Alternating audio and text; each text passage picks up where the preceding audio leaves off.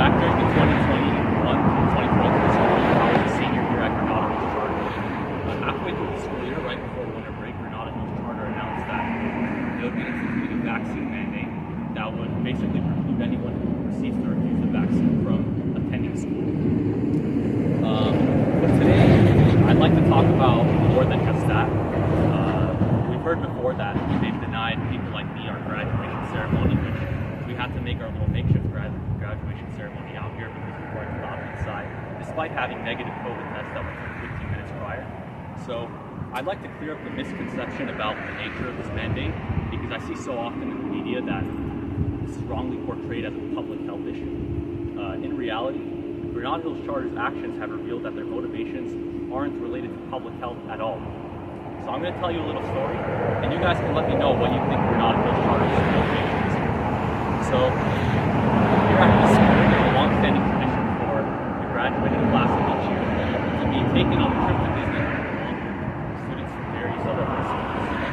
And back when I was a senior here at this school, after the vaccine mandate was kicked out of school, Granada Hills Charter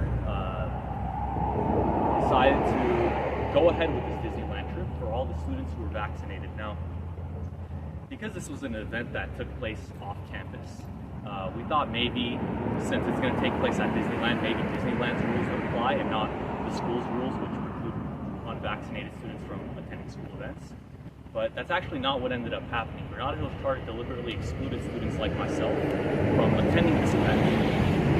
But there's actually a little bit of irony in the story, because their explanation for why we weren't allowed to attend is that us being unvaccinated puts the vaccinated student body at risk. But the irony is that Granada Hills Charter ended up sending our vaccinated student body into a theme park with thousands of students from other high schools which had no active vaccine mandate, never instituted the vaccine mandate. Meaning, by their own standards, this put our vaccinated student body at risk, being in the presence of thousands of students from other schools who are potentially unvaccinated. So, I'd like to pose this question. How does Granada Hills Charter's alleged concern for public health reconcile with the fact that they sent their student body into a theme park with thousands of students, many of whom would be unvaccinated? Evidently, public health is not their concern. And therefore, we can't say that our exclusion from that event, from our prom, from our graduation, from our school, had anything to do with public health, because if the Granada Hills Charter administration really cared about public health, they would have never sent their students into a theme park full of thousands of potentially unvaccinated students to our exclusion.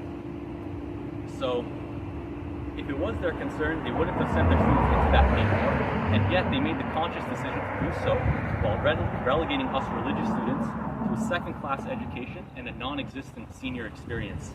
So, from a short review of the record on this one issue, of which there are many more instances where Granada Hills Charter itself not really prioritizing public health, this mandate is not simply a matter of public health to the Granada Hills Charter administration. And therefore, this lawsuit will not just be about public health either. This lawsuit is about whether we have the right to have our religious beliefs respected by our school, which up until now has gladly taken its funding from our pockets, but denies us the education and experiences that they produce for other students to our exclusion. Thank you.